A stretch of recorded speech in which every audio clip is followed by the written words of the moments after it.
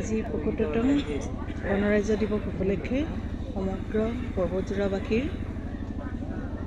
নাগৰিকসকলৰ লগতে সমগ্ৰ অসমবাসীলৈ মোৰ আন্তৰিক শুভেচ্ছা তথা জ্ঞাপন কৰিছোঁ। আজিৰ এই গণতন্ত্ৰ দিৱসৰ পবিত্ৰখনত ভাৰতবৰ্ষৰ অসমৰ তথা এই পৰ্বতজোৰা অঞ্চলৰ প্ৰত্যেকজন ব্যক্তিৰে প্ৰত্যেকজন নাগৰিকৰ মনতেই যাতে সুখ শান্তি আৰু সম্প্ৰীতি বজাই ৰাখিব পৰা যায়, তেওঁলোকৰ মাজত যাতে সকলোৰে মাজত সম্প্ৰীতিৰ দোলেৰে বসবাস কৰি থাকিব পাৰে, এটা সুস্থ জীৱন যাপন কৰিব পাৰে, এইখিনি মোৰ কামনা থাকিলে।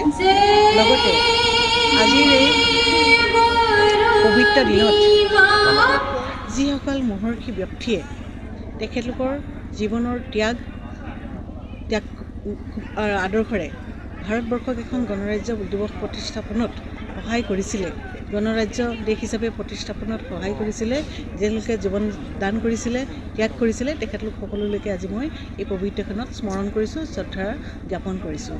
লগতে যিসকল ব্যক্তিৰ এই স্বাধীনতা যুঁজত শ্বহীদ হৈ দেশৰ কাৰণে আত্মবলিদান আগবঢ়াইছিলে, তেখেতলোকৰ পৰিয়ালবৰ্গলৈও মই আজিৰ এই পবিত্ৰখনত কৃতজ্ঞতা তথা শ্ৰদ্ধা জ্ঞাপন কৰিছোঁ।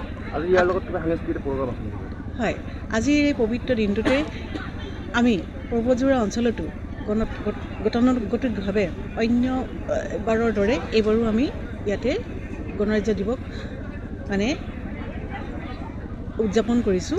আজিৰ এই গণৰাজ্য দিৱসৰ লগত সংগতি ৰাখি আমি পতাকা উত্তোলনৰ লগতে মাৰ্চ পাষ্ট আৰু বিভিন্ন স্কুলৰ পৰা অহা ছাত্ৰ ছাত্ৰীসকলক লৈ নৃত্য গীত আৰু এখন আমি ক্ৰিকেট মেটছো আৰম্ভ কৰিছোঁ, যিখন সম্প্ৰীতিৰ হ'ব পুলিচ আৰু চিভিল এডমিনিষ্ট্ৰেশ্যনৰ মাজত। তাৰ কাৰণে আপোনালোক সকলোলৈকে আমন্ত্ৰণ জনাইছোঁ।